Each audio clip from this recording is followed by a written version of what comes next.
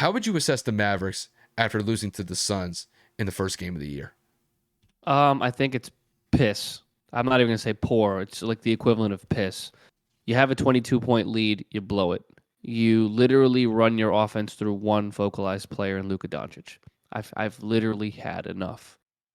You legitimately take your second best scorer off the floor. So this looks bad on Jay Kidd and Christian Wood. He barely plays in the closing minutes of this contest. You go and you get JaVale McGee. He gives you 14 minutes, 3 points, 4 rebounds. Why he's on the roster will forever escape me. But here we are. You go and you give Dorian Finney-Smith a bag at the end of the season last year, 5 points. Reggie Bullock, at least he scored 10 points. And then you go and you have Spencer out there, and he gives you 15. But Tim Hardaway's coming off of an injury. He hasn't played in a long time. I don't expect much from him right now. But why didn't Jalen Hardy play? Our star rookie, they said that he was going to get some significant minutes. There's no reason why he should have gotten more minutes than Josh Green, who is an offensive liability. There is no reason why, with Tim struggling, you give the rookie some minutes in the fourth quarter. Jason Kidd, obviously, we all know is a player's coach. We all know that he is a great basketball mind, one of the greatest point guards to ever play the game. But when you look at this system, and I use that word very lightly because it's not a fucking system at all, for someone who watches as many Mavs games as I do, it is legitimately go do what you want, Luka. Give the ball to Luka. The offense stands still. Aside from the occasional coming to get him off of a pick, aside from the occasional passing a teammate the ball to get it right back, the offense stands around like this.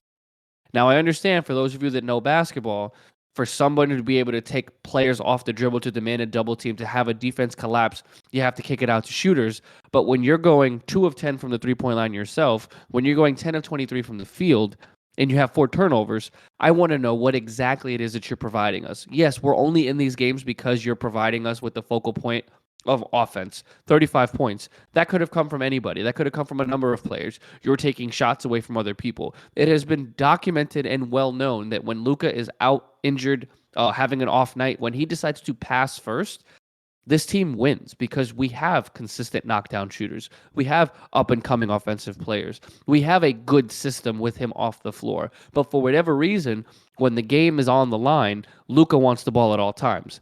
I get it. You're a floor general. I get it. You're one of the best players, if not arguably whoever you want to talk to, arguably the best player in the league.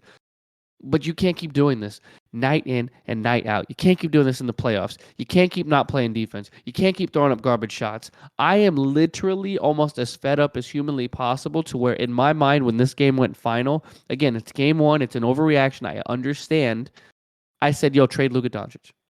Get a haul of picks for him. Get a haul of fucking players for him. I can't keep watching leads diminish because Luka wants to go out there and put on a show. Luka magic only goes so far.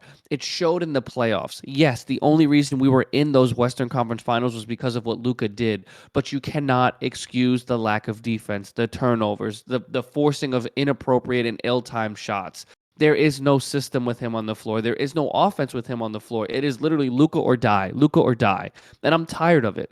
It is not effective basketball. It is not efficient basketball. And for those that defend it, you don't know the game. You take Luka off this team, I would rather be shit than watch us have games within a distance. And because he's not willing to give it up to somebody else, or because he's not willing to pass the ball because he holds it 21 out of 24 seconds, I don't get it. You calling for a screen, you calling for a pick, you calling for someone to come flash up at the corner and then drop on a backdoor screen in that there is no offense. It is legitimately you dribbling. It's like watching Carmelo Anthony in Denver and on the Knicks before he decided to realize, you know what?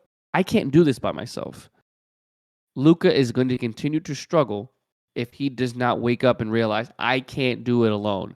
Nick Wright made a prediction. I don't know if it was today, yesterday, this week, whatever. He predicted the Mavericks to win the finals.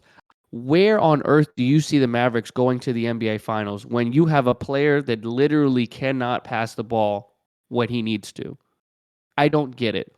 We lost to the Suns when Chris Paul was having an off night. We lost to the Suns when everybody seemed to have a pretty piss poor night. Cam Johnson didn't have the greatest night in the world. Mikal Bridges isn't an offensive player, but he only had 13. Obviously, Devin Booker does what he always does, and he dropped buckets. He gave us 28. But the remainder of the team wasn't able to do much.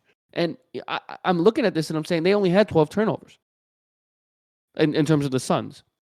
Why can't we capitalize? Why is it we're up 22 and we blow a whole lead? Where is the urgency? Where's the drive of wanting to play? As a whole, the Mavs shot 62% from the free throw line, and that was not Luka's fault. He was 13 of 13, which is a career high. Everybody else didn't know how to knock down free throws. So I'm looking at Luka Doncic as criminal number one.